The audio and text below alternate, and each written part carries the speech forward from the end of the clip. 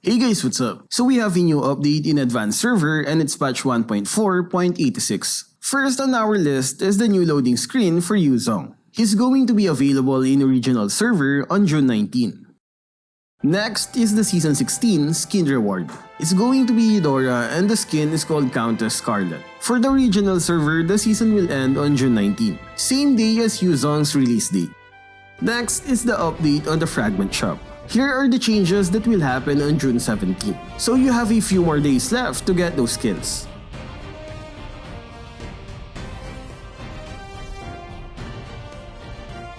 Next is Gatotkaca. They adjusted the damage on his new passive skill. It can now be increased by magic attack stats.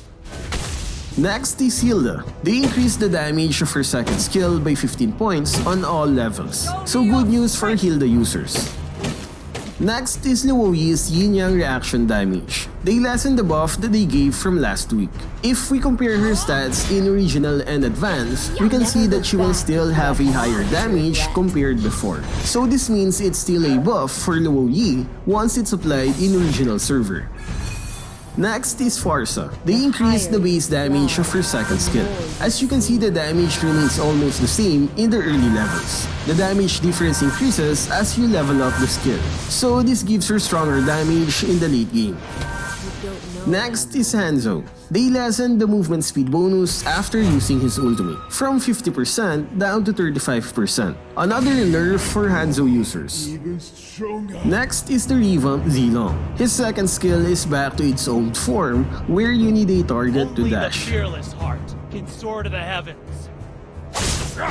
They also added a new feature where it will reset its cooldown once you kill a unit. Units will not be tolerated. This works on minions, jungle monsters, and heroes. So it means you can dash consecutively if you kill minions along the way. This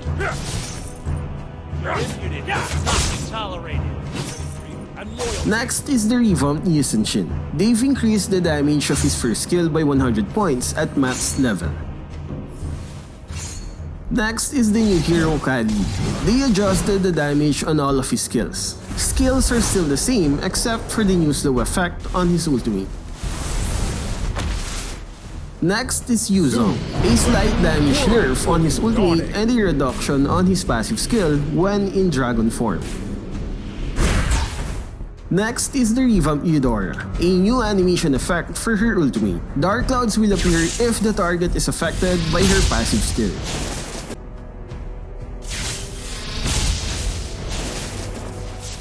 Next is the revamped Layla. They removed the zoom out effect when she increases her range with her first skill. Now when her first skill hits, it will increase the range of her basic attack by 1 yard instead of getting the maximum range. They've also increased the slow effect of her second skill from 30 to 40%. They made the slow duration longer from 0.8 to now 1.2 seconds. And when you level up her ultimate, your camera will zoom out to make up for the longer basic attack range. It means her basic attack range has increased.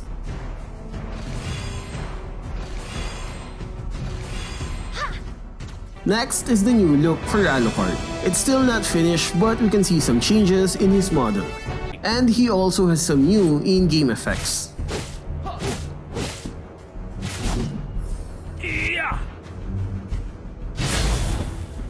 Next is the new hero Benedetta. She now has an animation in her profile section. It still has no sound though.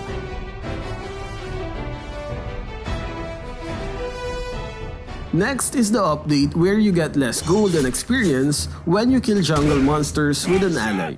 So it means your ally needs to wear a roaming item before they help you with the jungle. Next is the adjustment on the chase range of some jungle monsters. As you can see, the red buff now has a shorter chase range. Same goes for the blue buff monster. Next are the adjustments on the roaming item. The mask will now give plus 12 gold and plus 25 experience every 4 seconds. In the Original Server, it's plus 20 gold and plus 35 experience. They also adjusted the duration of roam effect. Previously, it needs 12 minutes before the experience and gold limitation on roam item is removed. Now it's down to 9 minutes. Why do you think they adjusted the roam effects? Is this a good update for roam users? Next is the adjustment on the Assassin talent Bounty Hunter. They reduced the gold from 40 down to 30%, so fewer gold for our assassins. They adjusted the damage reduction on the spell Vengeance from 45 down to 35%. Next is the longer cooldown for Purify, from 75 seconds to now 90 seconds. Marksman hyper carries will not like this one. Next is the announcement on Survival Mode. It will receive a big update in the future and it will be temporarily available after the season ends.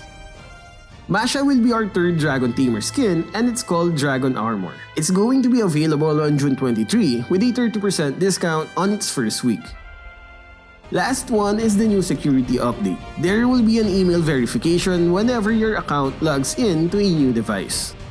There's also an option where you get to activate a secondary password inside the game. Every time you gift a skin or hero, you will need to enter your secondary password. So what can you say about this update? Which part did you like the most? Let me know what you guys think in the comment section. That's all for this video. Stay safe and thank you for watching.